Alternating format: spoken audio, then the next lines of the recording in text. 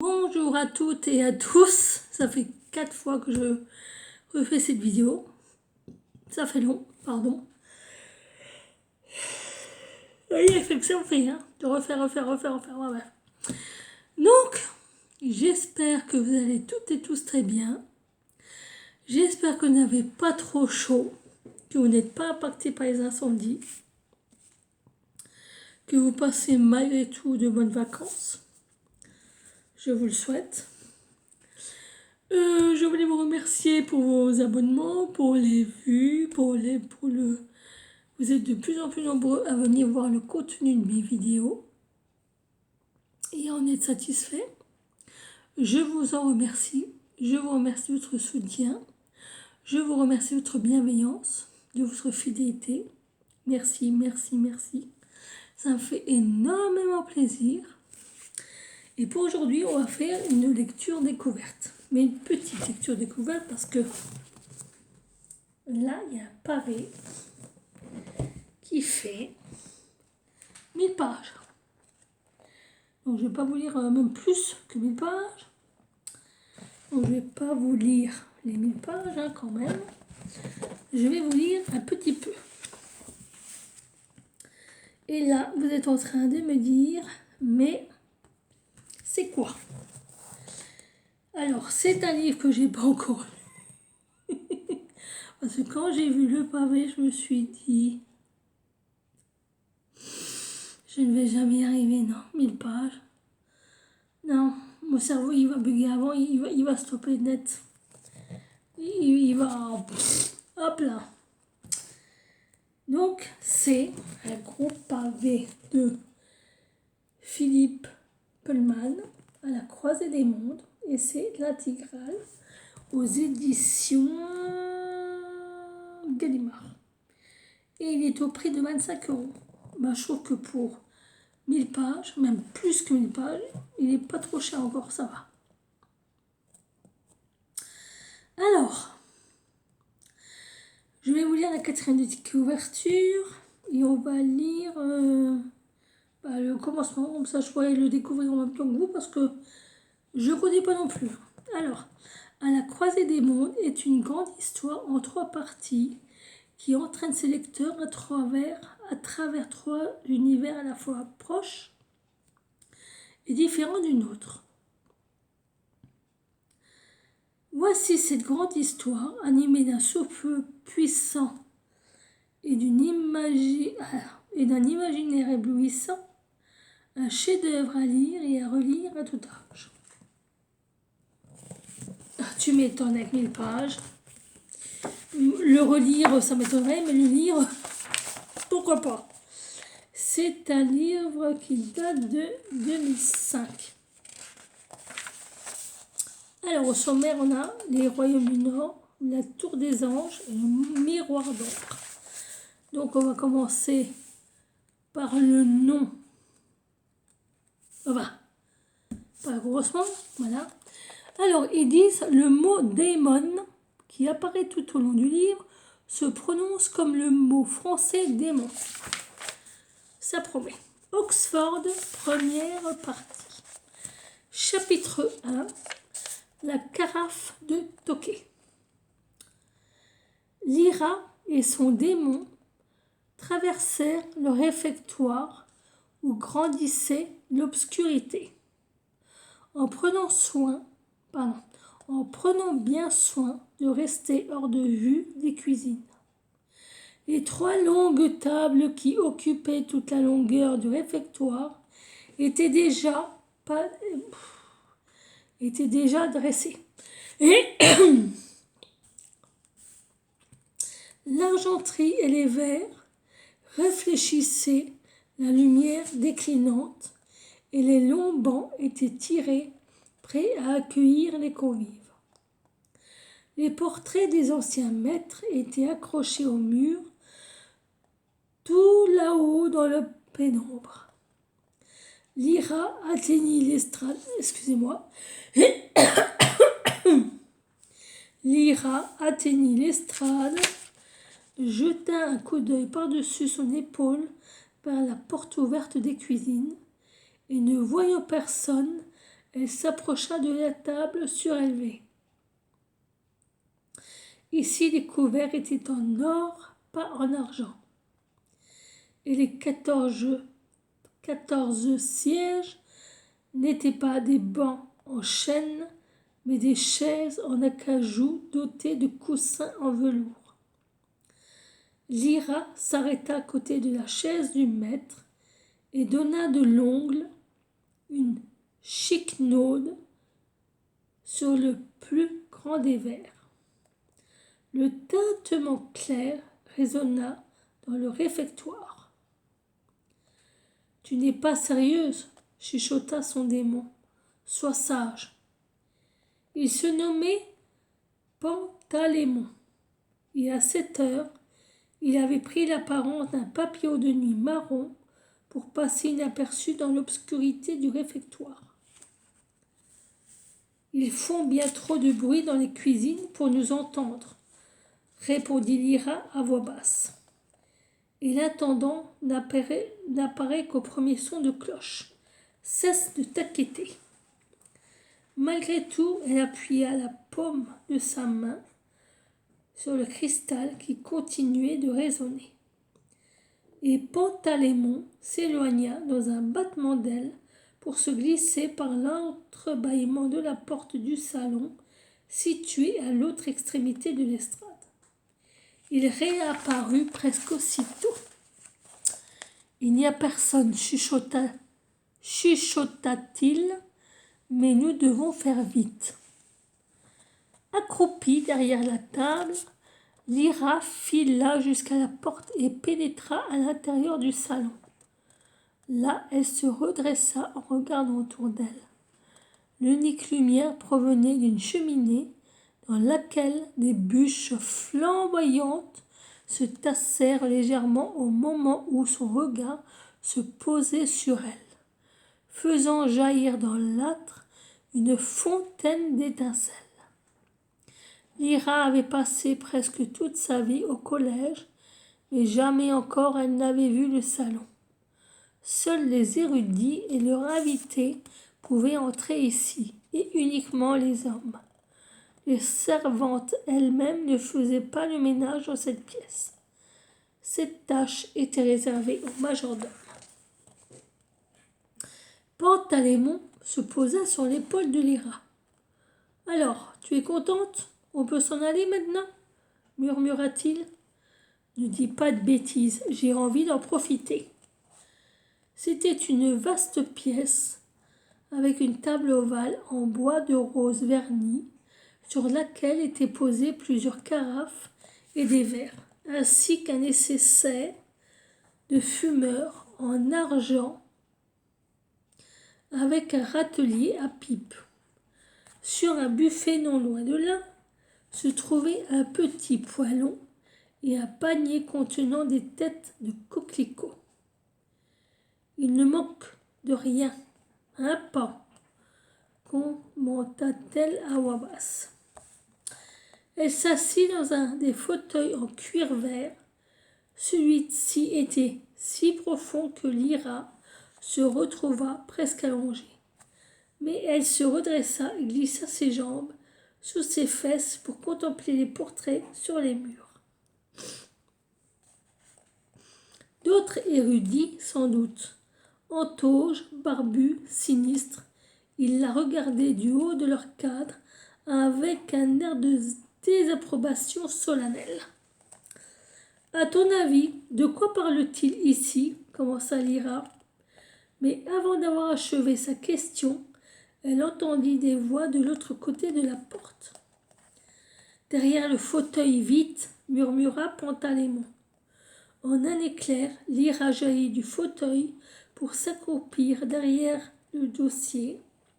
Hélas, ce n'était pas le fauteuil le mieux adapté pour se cacher. Il était situé au milieu de la pièce et à moins de ne faire aucun bruit. La porte s'ouvrit et la lumière changea. Un des intrus tenait une lampe qu'il déposa sur le buffet. Lyra apercevait ses jambes dans leurs pantalons vert foncé et leurs chaussures noires lustrées. C'était un domestique. Puis une voix rauque demanda: Lord Asriel, est-il arrivé? C'était le maître. Alors que Lyra retenait son souffle, elle vit le démon du serviteur, un chien presque comme presque tous les démons des serviteurs, entrer en trottinant et s'asseoir sagement près de lui.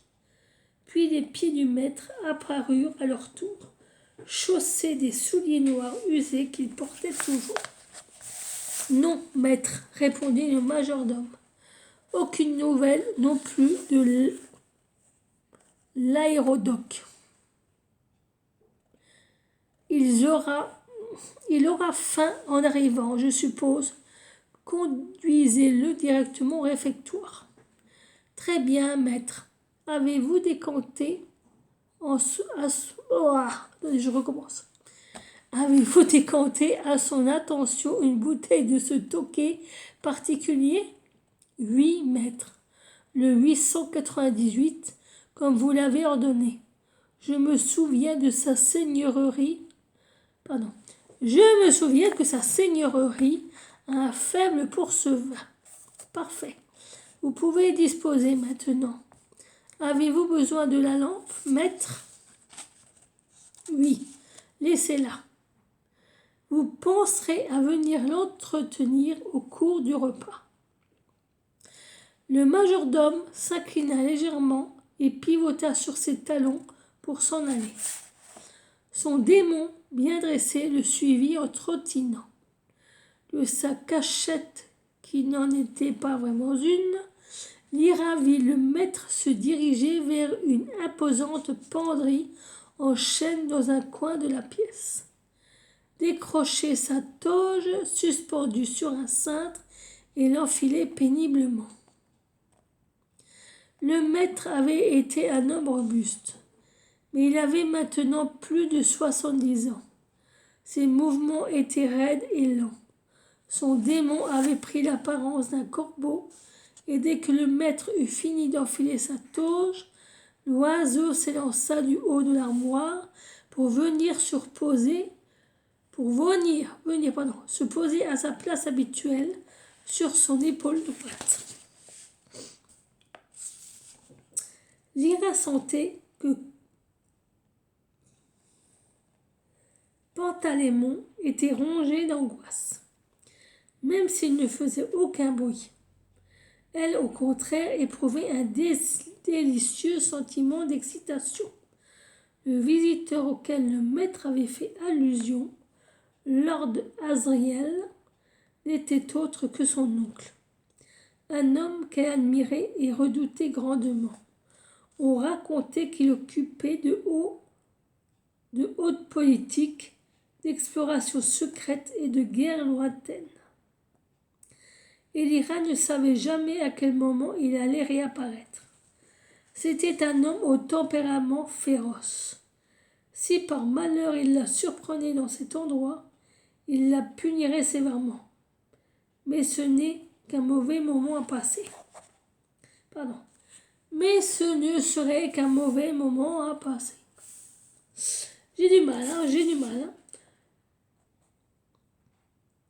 Cependant, ce qu'elle vit ensuite changea totalement le cours de ses pensées. Le maître sortit de sa poche un papier plié qu'il déposa sur sa table après avoir ôté le bouchon d'une carafe contenant un vin à la riche robe dorée. Il déplia le papier et versa dans la carafe un filet de poudre blanche avant de chiffonner la feuille et de la jeter dans le feu. Il prit ensuite dans sa poche un crayon avec lequel il remua le vin jusqu'à ce que la poudre soit totalement dissoute, et il remit le bouchon sur la carafe. Son démon émit un bref et faible croassement. Le maître lui répondit à mi-voix, et ses yeux ternes aux paupières tombantes balayèrent la pièce. Puis il ressortit par où il était entré. Tu as vu ça, Pan? Murmura Lyra. Évidemment que j'ai vu. Dépêchons-nous de filer avant l'arrivée de l'intendant. Mais au moment même où il prononçait ces mots, le tintement unique d'une cloche résonna à l'autre bout du réfectoire. La cloche de l'intendant, s'exclama Lyra. Je croyais que nous n'avions davantage de temps. Pantalémon fila à tire-d'aile vers la porte du réfectoire et revint tout aussi rapidement. L'intendant est déjà là, dit-il, et tu ne peux pas sortir par l'autre porte. L'autre porte, celle par laquelle le maître était entré et sorti, donnait sur le corridor très fréquenté qui reliait la bibliothèque à la salle des érudits. À cette heure, il était encombré d'hommes qui enfilaient leurs toges pour le dîner ou s'empressaient de déposer des papiers et des porte-documents dans la salle des érudits, avant de pénétrer dans le réfectoire. Lyra avait envisagé de repartir par où elle était venue, croyant disposer de quelques minutes supplémentaires avant que ne retentisse la cloche de l'intendant. Si elle n'avait pas vu le maître verser cette poudre dans le vin, peut-être se serait-elle risquée à affronter la colère de l'intendant, ou à traverser, en espérant ne pas se faire remarquer, le corridor encombré. Mais elle était désorientée et hésitait. Soudain, elle entendit un pas lourd sur l'estrade.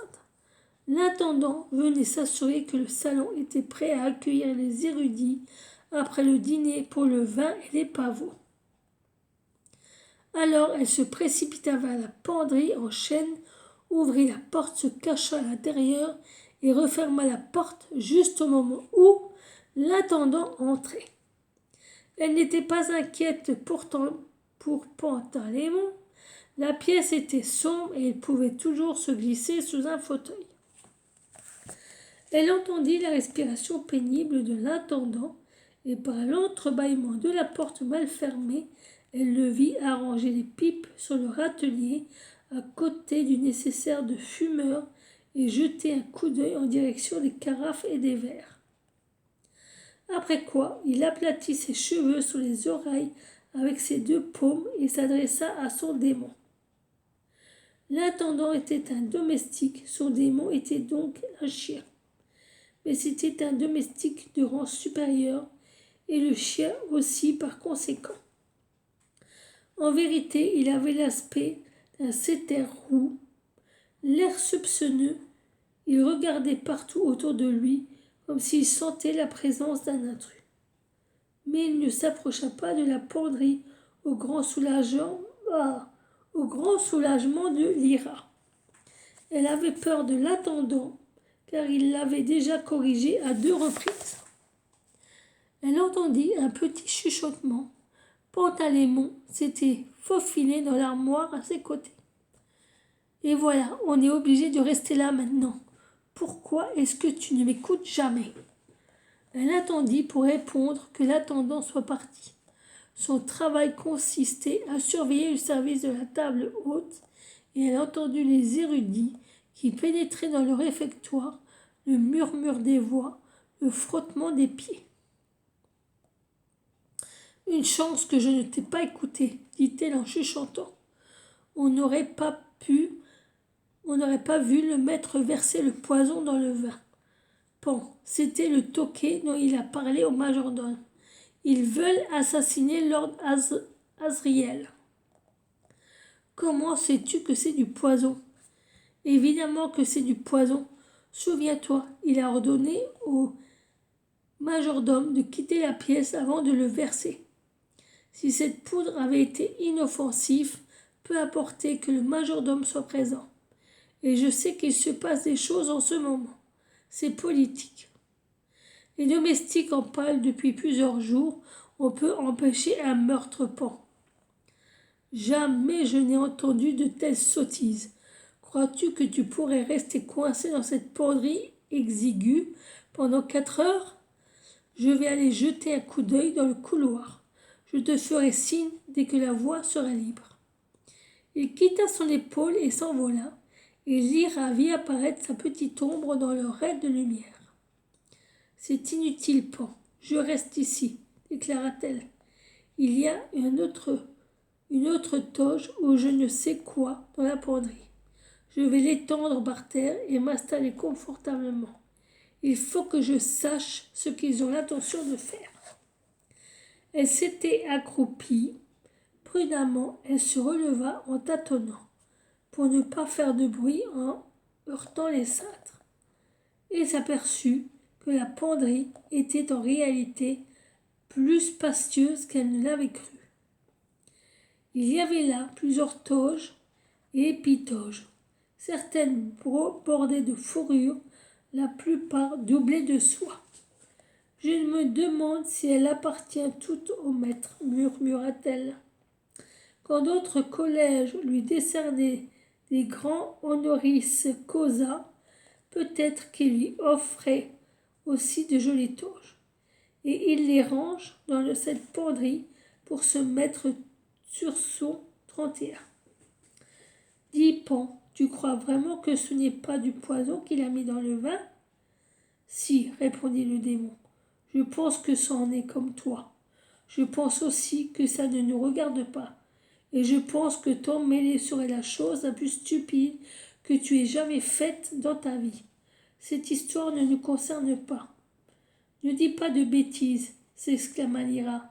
Je ne vais pas rester là sans bouger pendant qu'ils font boire du poison à mon oncle.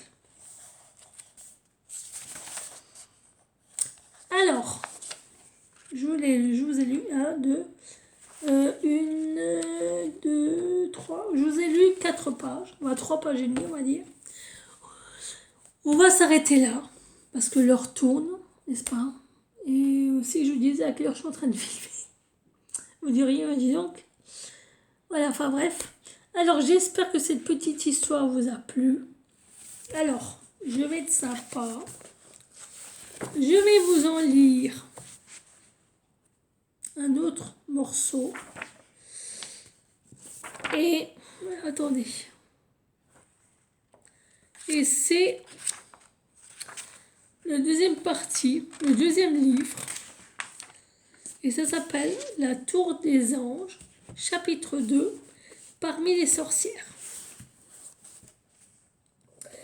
La sorcière Serafina Pekkala, qui avait sauvé Lyra et les autres enfants de la station expérimentale de Bolvangar et s'était ensuite rendue avec la fillette sur l'île de Svalbard par la voie des airs, était extrêmement soucieuse. Prise dans les perturbations atmosphériques qui suivirent la fuite de Lord Asriel, exilé sur Svalbard, ses compagnes et elle furent entraînées loin, très loin de l'île, par les vents violents au-dessus de la mer gelée. Quelques-unes des sorcières parvinrent à rester accrochées à la montgolfière endommagée de Lee Scoresby, l'aéronaute texan, mais Serafina se trouva projetée au milieu des nappes de brouillard épais qui déboulèrent presque immédiatement de l'immense fissure ouverte dans le ciel par l'expérience de Lord Asriel. Dès qu'elle fut à nouveau capable de contrôler son vol, sa première pensée fut pour Lyra, car elle ignorait tout du combat entre les faux ours rois et le vrai Yorek Birsnison, et elle ne pouvait pas savoir ce qu'il était advenu de Lyra par la suite. Je suis désolée. C'est pourquoi elle partit à sa recherche en volant à travers l'atmosphère nuageuse, teintée de reflets d'or, à cheval sur sa branche de sapin. Accompagnée de son démon Loi Keisa, ils revinrent vers Svalbard en bifurquant légèrement vers le sud et pendant plusieurs heures voltigèrent dans un ciel turbulent traversé de lumière et d'ombres étranges. Serafina Pekkala savait, à en juger par le picotement des araignées désagréable de la lumière sur sa peau que celle-ci provenait d'un autre monde. Soudain, Kaiza s'exclama. « Regarde, un démon de sorcière, visiblement égaré. » Voilà, le petit extrait. On s'arrête là. Je pourrais continuer, mais ce serait pas drôle. Donc, si cette lecture vous a plu, si ce livre vous a plu, je vous remontre la couverture. C'est à la croisée des mondes de Philippe Pullman. Alors, c'est un gros big parce que c'est vraiment l'intégrale. Donc, c'est-à-dire qu'il y a le livre 1, le livre 2 et le livre 3. C'est aux éditions Gallimard, mais je pense peut-être que vous pouvez avoir que le livre 1, que le livre 2, que le livre 3. Alors, le petit bout que je vous ai lu, c'est le livre 2, La Tour des Anges, le 2e chapitre, Les sorcières. Alors, j'espère que cette vidéo vous a plu. Je vais vous laisser. Je vous remercie de vos likes, de vos commentaires, de vos abonnements, de ne pas oublier d'activer la petite clochette de notification. Je vous remercie infiniment de votre soutien, de votre bienveillance. Merci de votre fidélité. Merci d'être toujours plus nombreux à venir me voir sur la chaîne. Je vous souhaite, si certains d'entre vous le sont, bonnes vacances, de très bonnes vacances. Je souhaite sincèrement qu'il n'y aura plus de feu au mois d'août, que vous puissiez être tranquille, que vous puissiez ne plus avoir chaud, ne plus être en danger, que vos animaux ne soient plus en danger, que plus personne ne soit en danger, ni vous, ni les agriculteurs, ni vos animaux, ni les pompiers, ni les chasseurs, ni personne. Je le souhaite, franchement, et je vous souhaite aussi qu'il pleuve sur ces zones où il y a des incendies. Sur ce, je vous laisse, je vous remercie de votre attention, je vous fais de gros bisous, je vous souhaite une très bonne semaine, j'espère que vous n'aurez pas très chaud. Quant à moi, demain, je vais aller piquer une tête à la piscine avec ma soeur, et on se reverra, comme promis, soit vendredi, soit samedi, soit je ferai un tirage, soit je continuerai la lecture. En attendant, vous pouvez aller sur mon post où j'ai déjà mis plusieurs choses en short et je vous ai mis aussi des posts. Vous pouvez aller voir mes vidéos aussi si ça vous plaît, pas de problème. Sur ce, encore une fois, merci et gros bisous. Prenez soin de vous et soyez prudents sur la route. À la prochaine vidéo. Ciao.